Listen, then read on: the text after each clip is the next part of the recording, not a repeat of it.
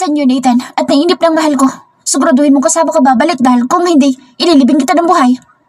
Wika ko. Tumawa naman si Nathan at nagsalita. Babalik talaga ako dahil mahilig ako sa balot. Anya, napangiwi ako at kinisig pa ng bahagya na hindi naman nakaligtas kay Colleen kaya sinamaan niya ako ng tingin. Habang naghihintay kami dito sa batis, ang lahat ay tahimik lang. Maging si Henry ay nakatitig lamang sa amin na tila ba may gustong sabihin. May sasabihin ka ba? Tanong ko. Hindi ako kumakain ng balot. Anya na hindi inaalis ang pagkakatingin kay Colleen. Masarap ang balot, lalo na ang kitty. Nakakapanlaway lalo na kapag kinagat mo yung gawing ulo na may utak pa. Makatas at malinamnam. Paano pa kaya kung marinig nyo na yung tunog ng mga buto ng kitty habang inunguya mo ito at nadudurog sa bibig nyo? Sobrang sarap. Anilian, hindi ko na napigilan ang sarili ko at nagtatakbo na ako sa likod ng puno at nangya. Inilabas ko lang naman na lahat ng kinain kong almusal. Mahal, okay ka lang ba? Nag-aalalang ani sa akin ito. Itinaas ko ang kamay ko at nag-thumbs up lang sa kanya dahil duwal pa din ako ng duwala. Napalingon ako sa hindi kalayuan nang marinig ko ang mga kasama ko na sila Henry, Calvin, Jamie at Troy na nasa likod din ng puno at nagdududuwal. Romeo, Lian! Sigaw ni Henry habang pinupunasan ng panyo ang kanyang labi. Lumapit siya kay Lester, uminom ng tubig at inagaw niya ito sa kanya. Kumakain ka ng balot ha, Lester? Tanong ni Henry na makikitaan ng pagkainis sa kanyang mukha. Ngumisi naman si Lester at kumindat pa sa amin kaya napapikit ako at napapailing na may kasamang pagdarasal na sana'y hindi ipakain sa amin ng mahal ko ang balot na pinabili niya. Hindi naman nagtagal ay dumating na sila Nathan na may dalang isang basket na balot. Malaki ang pagkakangisi ni Nathan habang may hawak itong isang balot na kinakainan niya kaya napangiwi kami nila Henry habang pinagmamasdan siya. Nandito na ang balot na may malaking kita at matagas na tuka. Para sa naglilihi namin, prinsesa. Anya at napatakip pa ako ng ilong dahil ayokong maamoy ang hininga ni Nathan. Kailan ka pa natutong kumain ng balot ha, Nathan? Asar kong tanong. Honestly, I don't know. Basta alam ko lang nakakain ako ng balot noon at nagustuhan ko ito. Hindi ko alam basta gusto ko ang balot. Anya at muli akong ngumiwi. Marahil ay natuto siyang kumain ng balot noong may amnesia siya at hindi niya iyon naaalala ngayon. Tumayo naman ang mahal ko at tinanggap ang basket na may lamang mainit na mga balot. Tinawag nila kami isa-isa pero hindi ako lumalapit sa kanya. Ayoko lumapit pero ayokong ipilit niya na kainin ko ang balot. Si Henry naman ay mabilis na tumakbo sa likuran ko kasama na si Jamie na nakapulupod sa braso ni Henry. Babawiin kong lahat ng mga sinabi ko tungkol sa'yo. Iligtas mo lang ako ngayon. Ani Jamie. Tatanggapin ko ang lahat ng sinabi mo at dagdagan mo pa kung gusto mo. Basta iligtas mo lang ako ngayon. Ani naman ni Henry. Malakas na tawa naman ang namutawi sa iba naming mga kaibigan na kumakain ng balot. Habang kami dito'y halos nangingilabot na nang binuksan na ni Nathan ang shell ng balot at tumambad sa amin ang nangingitim at mabalahibong bagay na nasa loob nito. Ginalaw ni Nathan ang mabalahibong kitty nang biglang tumikwas ang ulo nito na may malaking tuka at bigla itong kinagat ni Nathan. Sa sobrang takot namin ay kumaripas kami ng takbo palayo sa kanila. Felix! Kapag hindi ka kumain ng isa, magagalit ako sa'yo. Sigaw ng mahal ko habang mga kasama niya doon ay malakas na tumatawa. Okay lang mahal, susuyuin na lang kita. Malakas kong sigaw habang itinutulak ko si Henry upang mauna akong tumakbo dahil pinahabol na kami ni Colleen sa mga kaibigan naming gago na sinunod ang mahal ko sa halip na ako ang protektahan nila. Takbo! Bilisan niyo! Malakas kong sigaw kila Henry at Jamie na halos magkandara pa na kami sa pagkaripas namin ng takbo. Unfortunately, they captured us and tied all 5 of us to a tree. They wouldn't let us go, no matter how angry I was because Colleen's pregnancy and cravings for balot were more important to them than my anger. I can't believe they forced us to gobble down an unformed baby duck. As I chewed the balot, I felt the tiny feet and feathers on my tongue, especially the beak, and it took all my might to swallow it down due to the smell and gooiness inside the egg. After it went down, I started to feel queasy and ready to throw up. I'm so upset. Colleen let me and my friends eat that feathery kitty. My revenge will swift and 10 times worse. They just have to wait for it. Baby, ilang araw kayo mawawala? Tanong ng mahal ko habang nagpapaalam na kami sa kanila. Dito muna siya kasama ang pamilya ni Andrea, kaya iiwanan ko dito si Lian at Jamie kasama ang ilang mga tauhan namin upang mabantayan sila. Matagal. Kapag tapos ka na maglihis, saka pa lang kami uuwi dito. Inis na ani naman ni Henry na ikinatawa namin lahat. Ano bang problema mo sa balot ha? Ang sarap nga ng balot. Hindi lang kasi kayo sanay dahil ang arte ninyo sa pagkain. Tatikman na ninyo, hindi ba? Masarap, hindi ba? Well, actually, gusto ko yung yolk niya. Creamy and, masarap naman. Basta, wag lang yung kitty kasi kadiri eh. Ani Jamie at nag-high five pa sila ni Lian. Well, aaminin ko din naman na masarap nga ang yolk niya pero yun lang. The rest, for me is a big no. No, hindi rin ibig sabihin ay hindi ako maghihiganti sa ginawa nilang pagtali sa amin sa malaking puno at purasaang pinakain kami ng balot. Baby, mga 5 days lang kami mawawala. Dito lang kayo at mag-enjoy ka lang kasama mga kaibigan mo. Kapag namimiss mo ako, tawagan mo agad ako. Tandaan mo, may atraso ka pa sa akin at hindi pa ako naniningil. Hintayin ninyo ang pagbabalik ko dahil sisiguraduhin ko na makakaganti ako sa nangyari. Ani ko habang may malaking ngisi sa aking labi. Basta ako, hindi ko kayo hinabol dahil kumain lang ako ng balot. Sarap kaya. Ani naman ni Lian. Hindi na ako kumibo pero hintayin talaga nila ang paghiganti ko dahil sisiguraduhin ko sa kanila na pagsisisihan nilang itinali nila kami sa puno at parasahin pinakain ng balot. Umami na lang kasi kayo na nasarapan din kayo ng balot. Ani Lester na hindi maalis ang tawa sa kanya. Ikaw maghanda Lester dahil ikaw ang unang paghigantihan ko. Wika ako kaya biglang nawala ang tawa niya at napakamot na siya ng batok. Baby, ako ba paghihigantihan mo? Tanong ng mahal ko pero sangya kapag ang ibinigay ko sa kanya, sabay halik ko sa kanyang labi. Never. Sila lang at hindi ka kasali dahil sila ang humabol sa amin at nagtali sa puno. Ani ko, napangiti naman ang mahal ko at hinarap ang mga kaibigan ko. Iyan kasi. Dapat kasi hindi niyo pinilit na kumain ng balot. Alam niyo namang hindi naman sila kumakain. Kasalanan niyo yan kaya lagot kayo sa mahal ko. Ani ko na parang bata at binilatan pa sila. Napaawang naman ang mga labi ng mga kaibigan ko na humabol sa amin at nagkatinginan pa sila. Inutos mo sa amin yun? Ani Lester pero inirapan lang sila ng mahal ko at yumakap na sa akin ng mahigpit kaya napapakamot na sila ng kanilang ulo. Alis na kami.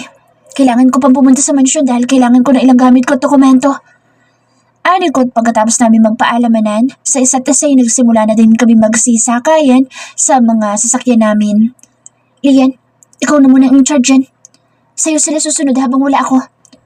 Wika ko at sinaluduhan naman agad niya ako at tuluyan na rin naming nilisan ang lugar ni Andrea.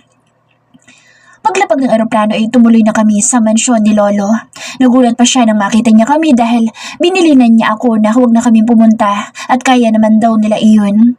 Hindi ako mapapakali sa Pilipinas hanggat hindi ako nakakasiguro ng kaligtasan ni Lolo. Kaya nga kami napasugod na dito dahil kami mismo ang hahatol sa sindikatong kumakalaban kay Lolo. Nandito kami Lolo upang ubusin ang mga gagong iyon. Hindi kami papayag na may nagbabanta sa buhay mo. Ani ko, napangiti naman si Lolo at iginiya niya kami sa silid tanggapan. Wala na sila mga apo, ubos na. Nalaman ni Eugene ang ginawa ng mga iyon kaya sila na ang tumira sa mga ito. Naibalik na din ang nawawalang ship na taninakaw ng mga iyon. Salamat apo at mahal na mahal niyo ako pero wala na sila. Naubos na sila ni Eugene at ang mga tauhan nito. Wika niya na ikinagulat ko. Nandito pala si Eugene. Anong ginagawa ng mga iyon dito? Anong ginagawa nila Eugene dito? Ani ko, nagtataka lang ako dahil hindi nila sakop ito. Taga dito ka sa mapapangasawa ni Eugene na po. Imbitado nga kayo sa nilalapit na kasal niya sa darating na linggo. Nandito ang imbitasyon at gusto nila ay sa Pilipinas ganapin ang kasal nila. Balita ko inaayos na simbahan doon. Mabilisan lang ang pagpaplano nila dahil balita ko ibuntis ang babae. Hindi ako sigurado pero yun ang balita ko. Ani ng aking ama. Hindi ba't hindi naman siya gusto ng babaeng iyon? Ani ko. Bakit siya nabuntis eh hindi naman niya gusto si Eugene? Ang pagkakasabi sa akin ni Eugene ay pinagkasundo lang naman sila. Wika ko. Napakamot ng ulo ang aking lolo kaya hindi na rin ako nagtanong pa. So, anong gagawin natin dito? Wala na pala tayong kakalabanin dahil inubos na nila Eugene ang kaaway ng lolo mo. Wika ni Nathan. Makikipagkita ko kay Eugene.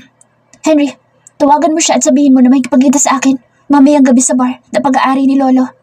Alam niyo kung nasaan yun. Ani ko at tinapi ko sa balikat si Henry at umakyat na ako sa itaas sa aking silid. Magpahinga na muna kayo dahil magiinuman tayo mamaya. Wika ko, kaya lahat sila ay nagsisunuran na sa akin sa itaas. Maliban na lamang kay Henry na tinatawagan si Eugene. Pagkarating ko ng aking silid ay tinawagan ko agad ang mahal ko. Alam kong gising pa ito at hinihintay talaga niya ang tawag ko.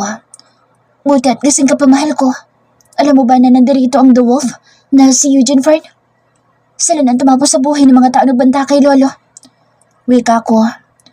Mami, matutulog na din ako. Kasama ko ba dito sila Andrea at Lilian sa silid ko? Naglalaro kami ng board game. Nagpapaanto kasi kami. So, uuwi na ba kayo after ninyong magpahinga? Since wala na naman pala kayong kalaban na dyan. Ibili mo ako dyan ng daing na palaka, ha? Gusto kong kumain ng daing na palaka.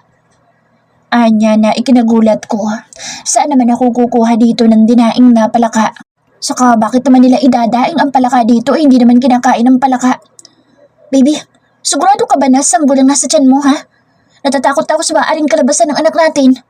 Noong una gusto mo ng balot na may malaking kita at may matigas na tuka. Ngayon naman nagpapahanap ka sa akin dito ng daing na palaka? Parang humihingi ka lang sa akin ng palaka na nasa gasaan sa gitna ng kalsada at flat na flat. Ganun ang naiisip ko. Normal pa bang paglilihim mo, mahal ko? Nag-aalala kong ani. There is no way na pakakainin ko siya ng palaka. Hell no. Kapag hindi ka nag-uwi ng palaka dito, hindi na ako uuwi at dito lalako kila Andrea titira. Bahala ka sa buhay mo, Felix. Anya at bigla akong pinatayan ng telepono. Anak naman ng palaka. Gustong maghanap ako ng daing na palaka dito samantalang hindi naman kinakain ng palaka. Tumakbo ako sa unang palapag habang malakas ako sumisigaw at tinatawag ang lolo ko. Gulat naman ang lahat dahil sa malakas kong boses kaya nagsisunuran naman sila sa akin. Ano nangyayari, ha? Bakit ka sumisigaw, Apo? Tanong ni Lolo na nagmamando sa mga kasambahay niya na nagluluto ng maraming pagkain. Marahil ay para sa amin ang lahat ng ito. Lolo, nababalong na sa kulin. Naghahanap po siya dito ng daing na palaka. Imported na daing na palaka. Sino sira ulo ang kakain ng palaka? Lolo, may saltik ba sa utak ang mga Andrade? Ani ko na ikinatawa ni Lolo ng malakas. Napatingin naman ako sa mga kaibigan ko na nakamulagat ang mga mata at hindi makapaniwala sa mga narinig nila. Hindi ako uuwi. Dito muna ako at bahala kayo sa Pilipinas. Ani Henry, lalo na ako.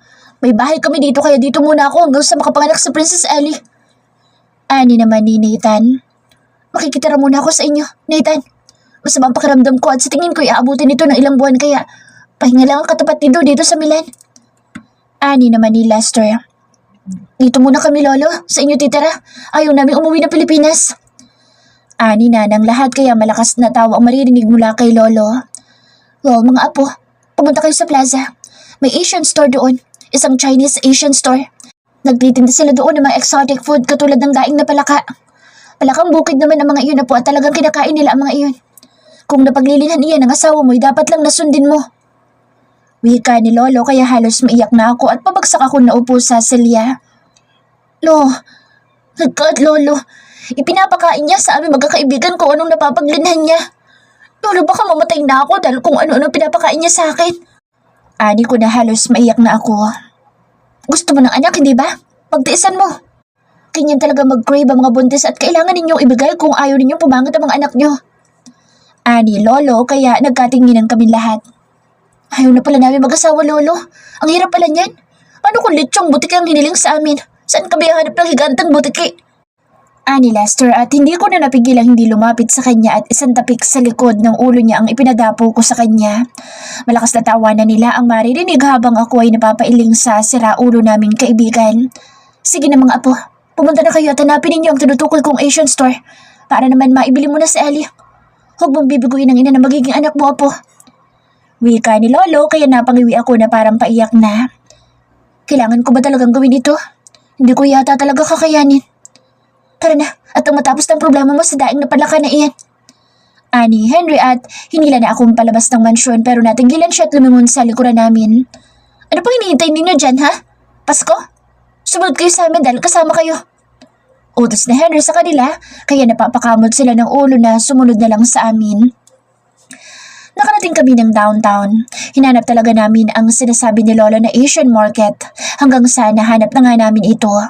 May kalakihan ng Asian market na ito at maraming tao nga ang namimili dito.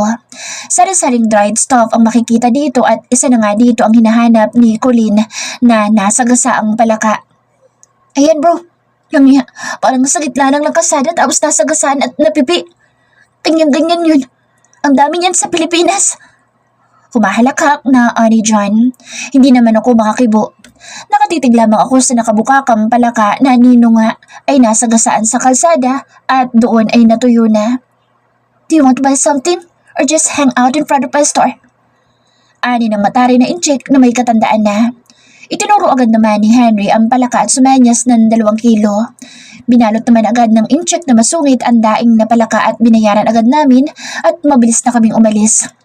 Lahat yata ng tao ay sa amin nakatingin habang hawak namin ang plastic na may lamang daing na palaka. Tom, nakakahiya. Malakas kong ani sabay hagis ng plastic bag sa loob ng sasakyan. Shit, itali mo naman. Mangangamoy tayo sa loob niyan. Ani Henry. Silang inutusan ko magtali kaya sunod naman agad nila ako. Inayos ko ang suot ko at tumingin ako sa paligid. Umalis na tayo dito, nakakahiya. Bulong ni James, kaya mabilis kaming sumakay ng mga sasakyan at tuluyan na kaming bumalik sa mansyon. Hindi ko na lang tatawagan ang mahal ko tungkol dito dahil susurpresahin ko na lang siyang pag-uwi namin. Pagkarating namin ng mansyon ay pinabalot ko agad sa kasambahay ang palaka. Pinasigurado ko na balot ito ng cling wrap para naman hindi umalingasaw ang amoy nito dahil sa totoo lang, the smell is killing me. Maliligo muna ako.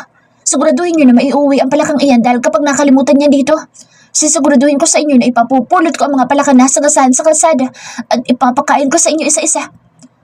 Adik ko't iniwanan ko na sila. Pag-akyat ko sa silid ko ay naghubad agad ako at wala akong itinira na kahit na anong saplot at tumiretso na agad ako sa banyo upang alisin sa katawan ko ang amoy na kumapit sa akin galing sa lugar na iyon. Hindi ko maunawaan ang mahal ko kung bakit sa dami ng maaring niyang mapaglinhan ay talagang exotic food pa talaga ang napipili niya. Pwede namang mga fruits o kay pagkain like pasta or sandwich, something like that. Pero bakit naman ang mga pagkain ganito pa samantalang hindi naman ako exposed sa ganitong klase ng mga pagkain? Pagkatapos kong maligoy, lumabas agad ako ng hubot-hubad pero laking gulat ko nang mapansin ko na may nakaupong babae sa sofa sa loob ng silid ko at nakangiti sa akin. Ew! Get out, Megan! Malakas kong sigaw sabay takip ko ng tuwalya sa pagkalalaki ko. Bakit ka nagagalit ha? Ano ba masama kung nandito ako eh? Ninong ko naman si lolo mo. Anya kaya sa inis ko'y binuksan ko ang pintuan ng aking silid at muli ko siyang sinigawan. Get the hell out of my room! Malakas kong sigaw kaya mabilis na nagtakbuhan ng mga kaibigan kong palapit sa akin. What the hell are you doing here, Megan? Sigaw naman sa kanya ni Nathan, sabay hablot sa braso nito at halos kalad-karinin niya itong palabas ng silid ko. FYI, hindi ako nandito para akitin ka, Felix. Nandito ako kasi nandito si Henry. May sasabihin sana ako sa'yo kaya lang bigla kang lumabas ng banyo. Kaya yan tuloy nakita ko hindi dapat makita. Anya kaya sa inis ko itinulak ko siyang palabas. Me? Anong kailangan mo sa akin ha? Galit na ani Henry kay Megan. Napapailing ako sa babaeng ito. Basta nalang pumapasok sa silid ng may silida. Wala akong pakialam kahit inaanak pa siya ni Lolo dahil kapag ako'y napikon, ihuhulog ko siya mula sa balcony. Kasi namiss kita. Naalala mo ba yung mga panahong... Alam mo na. Ani Megan kaya napalaki ang mga mata namin. Bigla namang tinakpan ni Henry ang bibig nito at hinila ng paalis sa kinatatayuan namin. Henry! Humanda ka kay Lolo! Malakas kong sigaw na ikinatawa naming lahat. Kumindat ako sa mga kaibigan ko at bigla kong inalis ang tuwalyang nakatakip sa pagkalalaki ko sa harapan nila at iwinagayway ko ang sandata ko habang iginigawang-gawang ko ang balakang ko. Bigla na lang silang nagsipulasan sa pagtakbo habang pinagmumura nila akong lahat. Romeo! Sigaw ni Nathan. Gago ka, Felix! Halos sabay-sabay nilang sigaw habang ako naman ay panay lamang ang pagtawa ko ng malakas. Pagkasara ko ng pinto ay pabagsak ako na higa sa aking kama nang walang kahit na anong saplot habang tawa pa rin ako ng tawa. Natahimik lang ako na bigla akong maalala si Henry at Megan. Mukhang malikot talaga itong pinsan ko at pati ang inaanak ni Lolo ay mukhang tinira. Napapailing na lamang ako pero nagtataka ako kung bakit dito siya nagpunta at anong sasabihin daw niya sa akin tungkol kay Henry. Nagkibit balikat na lamang ako at tumayo. Nagbihis ako at napatingin ako sa aking orasang pambisig. Mag-aalas 3 na at gusto ko munang matulog bago ako makapagkita mamaya kay Eugene sa bar. Mapapasaba kami sa inuman kaya kailangan ko mag-ipon ng energy. Nahiga ako sa kama at dahil pagod talaga ang katawan ko, ay mabilis din ako nakatulog lalo pa at bagong paligo ako. Nalimpungatan ako dahil sa sunod-sunod na katok sa aking pintuan. Kaya pupungas-pungas ako na patayo at binuksan ko ang nakakaandado kong pintuan. Nakahanda na ang lamesa. Tara na't kakain muna tayo bago tayo makapagkita kay Eugene. Ani Nathan. Kinusot ko naman ang mga mata ko at napabuntong hininga pa ako dahil pakiramdam ko'y pagod na rin ako at gusto ko pang matulog. Hinila ako ni Nathan papasok sa loob ng banyo at winis sa kanya ng tubig na malamig ang mukha ko. Kaya bigla ako napamulagat ng mga mata ko at itinulak ko ang siraulo kong kaibigan. Kago ka talaga! Sigaw ko habang tumatawa lamang siya. Ayan, gising ka na. Kaya tara na sa ibaba't kakain na tayo. Nasa ibaba din sa dagan kaharap sa pagkainan. Mukhang malaki ang tama ng isang yun kay Henry ah. Ani Nathan. Hindi naman ako kumibo. Kumuha lamang ako ng tuwalya at pinunasan kong aking muka at pagkatapos ay bumaba na rin kami ng best friend ko. Katulad nga ng sinabi ni Nathan ay nandito pa rin sa Megan. Napatingin siya sa akin nang maupo ako sa silyang nakalaan sa akin. Malaki ha? Swerte naman ni Princess Ellie. Anya at nilisian ko lang siya ng pangiwi. Hindi ko gusto na nandirito siya dahil pangit ang ugali ng isang ito. Kung hindi lang talaga ito inaanak ni Lolo ay matagal ko na itong inihagi sa tulay para hindi na namin makita pa. Third person over voice. Kararating lang nila Felix sa paliparan ng Pilipinas. Ang mga kaibigan naman niya ay sinigurado na dala nila ang daing na palaka para sa kasintahan ng leader nila dahil takot sila sa banta ni Felix. Sa Laguna tayong lahat. Ani Felix kaya natigilan sa paglalakad ng mga kaibigan niya at nakatitig lamang sa kanya. Makikita sa mga mukha ng mga ito ang pag-aalilangang sumama sa kanya dahil sa pangamba ng mga ito sa daing na palaka. Let's go! Kapag hindi kayo sumunod sa akin, iisa-isahin ko ang pagpapaputok dyan sa mga paa niyo. Ani Felix. Gago, huwag mo ipanakot sa amin yan dahil hindi kami natatakot. Galit na ani Henry sa kanya kaya napahinto si Felix sa paglalakad at dahan-dahang pumihit paharap sa kanila. Hindi kayo natatakot? Anya. Tinitigan ni Felix si Henry hanggang si Henry na ang kusang magbaba ng tingin at mabilis na humarap sa mga kaibigan nila. Tara na daw. Lahat daw tayo sasama sa Laguna. Bilisan niyo at galit na matandang hukluban. Ani Henry na ikinatawa ng lahat ng mga kaibigan nila pero hindi nakaligtas sa pandinig ni Felix. Akman susuntukin ni Felix ang pinsan niya pero mabilis naman itong tumakbo, papasok sa driver's seat at in-start ang ignition ng sakyan. Bilisan mo Felix! Ang init! Tanghaling tapat nakatayo ka dyan! Tara na taghintay na sa atin ang prinsesa mo at ang kamatayan natin! Dahil sulang yung palakang yan! Ani Henry. Hindi naman nakakibo agad si Felix. Maging siya'y nakakaramdam ng pangamba na baka ipakain nga sa kanila ang pinabiling daing na palaka ni Colleen, katulad ng ginawa sa kanila sa balot. Ano na ha? Natatakot ka din oh. Pangasar sa kanya ni Henry at napatingin siya sa mga kaibigan niya na may pag-aalala din sa kanilang mga mukha. Guys, may sasabihin ako sa inyo lahat. Magsilapit kayo sa akin. Ani, Felix, kaya naman lahat ay mabilis na nagtayuan sa harapan niya at hinihintay ang sasabihin niya. Huminga muna ng malalim si Felix at nakikita nila sa mukha nito ang kaseryosohan. Kaya nagtataka sila kung ano ba ang napaka-importanteng sasabihin sa kanila ng leader nila. Sama-sama tayo sa hirap at ginawa. Ang kaaway ko, kaaway niyo lahat. Ang kaibigan ko ay kaibigan niyo lahat. At ang kamatayan ko ay kamatayan din ninyong lahat. Kaya kapag pinakain ako ni Colleen ng palakang dapa, kunin ninyo at kainin niyo para sa akin. Wika niya at biglang nagtalikuran ng mga kaibigan niya at isa-isang sumakay ng sakyan. Mga gago kayo! Gawin niyo yan para sa akin! Magulang yung ito! Malakas na ani Felix, pero sa halip na sagutin siya ay isa-isang sumara ang pintuan ng kanilang mga sasakyan. Sasakay ka ba dito? Sasagasaan kita dyan para mauna ka na sa impyerno. Inis na ani Henry kaya napabugas siya ng hangin at padabog siyang sumakay ng sakyan. Mamatay ka mag-isa, gago ka! Dadamay mo pa kami sa palakang yan eh. Takot nga ako sa palaka. Kainin pa kaya? Ani Henry sa kanya. Totoo sinabi ni Henry. Hindi siya takot sa kamatayan pero kapag nakakakita siya ng buhay na palaka, ay tumatalon at tumitili ito na parang bakla. Ito lang ang isang bagay na kinatatakutan ni Henry kaya ano man ang gawin ni Colleen ay hindi niya ito kakainin. Mamamatay muna ako Felix bago ko mapakain ni Princess Ellie ng palaka. Alam mo yan. Ani Henry. Hindi naman kumikibo si Felix dahil siya din ay naiisip niyang baka mamatay muna siya bago niya kainin ang palaka. Hindi nagtagal ay nakarating sila ng Laguna. Masaya silang sinalubong ng lahat maliban lamang kay Colleen na hindi lumalabas ng kanyang silida. Masama ang loob niya dahil ang akala niya walang palaka na binili sila Felix. Nasa itaas, ayaw bumaba dahil galit sa'yo. Ani Andrea nang mapansin niya na hinahanap ni Felix si Colleen. Mabilis na umakyat sa itaas si Felix at inabutan niya ang kanyang kasintahan na nakaupo sa gilid ng kama. Napatingin sa kanya si Colleen pero muling binawi ang tingin at muling hinarap ang telepono niya. Lumapit naman agad si Felix sa tabi niya at tinalikan siya sa pisngi nito. Pero umiwas si Colleen at mabilis na tumayo. So, wala akong kiss? Kapag wala akong kiss, hindi ko ibibigay sa iyo ang pasalubong kong palaka. Wika ni Felix kaya mabilis na lumingon si Colleen sa binata at hindi makapaniwala sa narinig. Abiran siya muna bago kiss. Anya kaya sumigaw si Felix upang tawagan si Nathan. Ethan, ang palaka, bilisan mo! Sigaw niya, kaya naman mabilis na umakyat si Nathan sa ikalawang palapag. At pagpasok niya ng silid ay kinuha agad ni Colleen ang nakabalot na pakete. Totoo? Binilan mo ako ng daing na palaka? Ani Colleen.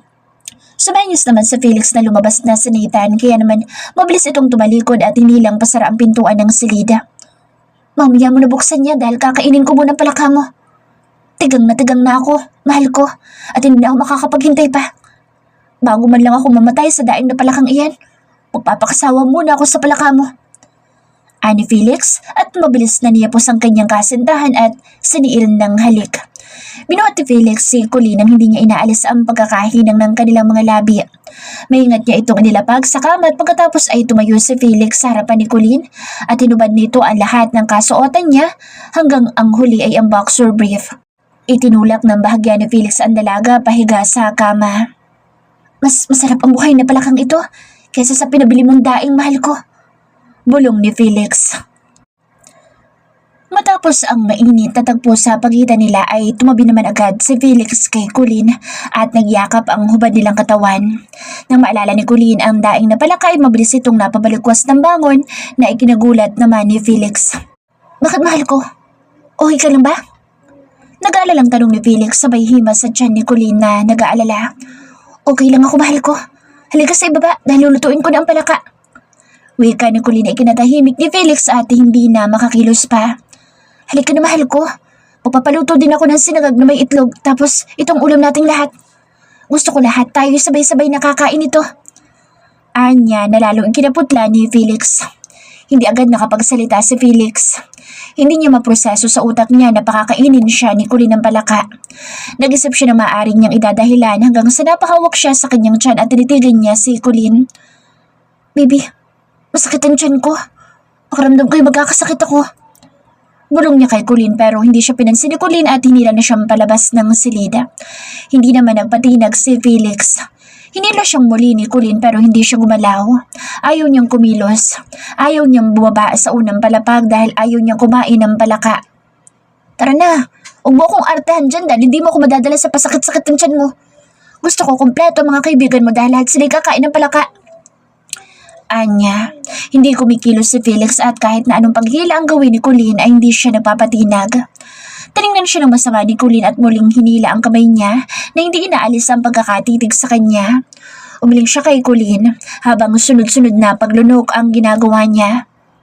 Kapag hindi ka kumilos dyan para samahan ako sa ibaba, sisiguraduhin ko sa iyo na ito na ang huling araw na makikita mo ako. Wika ni Colleen kaya nagsimulang humakbang si Felix pero nanginginig ang kanyang mga tuhod na animoy anumang oras ay babagsak na lang siya sa sahig. Hindi ko kaya, mahal. Bulong niya at isang tawang mahina lamang ang isinagot sa kanya ni Colleen. Paghakbang nila ay muntikan pa siyang mabuwal dahil ayaw niya talagang bumaba. Gusto na lang niya magkulong sa loob ng silid pero naiisip naman niya ang sinabi ng lolo niya. Baby, kailangan ba talagang kumain ako ng palaka? Ani Felix. Tumango si Colleen kaya pakiramdam ni Felix ay katapusan na ng kanyang buhay. Pagkarating nila sa ibaba ay tinawag agad ni Colleen si Olga upang iluto ang palaka. Sa Andrea naman ay inutusan ni Colleen na magluto ng sinangag na maraming itlog na sumunod naman agad. Pinatawag ni Colleen ang lahat ng mga kaibigan ni Felix na mabilis naman pumasok sa loob ng kabahayan. Pagkapasok nilang lahat ay agad na kinandado ng tatay ni Andrea ang pintuan kaya lahat sila ay napatingin sa mga ito. Manananghalian tayo lahat dito. Daing na palaka at sinangag na maraming itlog. Pagkarinig nila ng sinabi ni Colleen ay isa-isa silang nagpulasan at naghahanap ng butas na malalabasan palabas ng bahay. Lagya mo, Felix! Tulungan mo ako, gago ka! Malakas na sigaw ni Henry habang pilit na lumalapit sa pintuan pero hindi siya makalapit dahil ang mga tauhan ni Colleen ay nakaharang na sa lahat ng pinto. Felix! Tulungan mo ako kung ayaw mong patayin kita! Sigaw muli ni Henry pero si Felix ay parang natulala na at nakatayo lamang siya na animoy tinakasan na ng bait dahil umaalingaw-ngaw pa rin sa kanyang isipan ang sinabi ni Colleen na kakain sila ng palaka.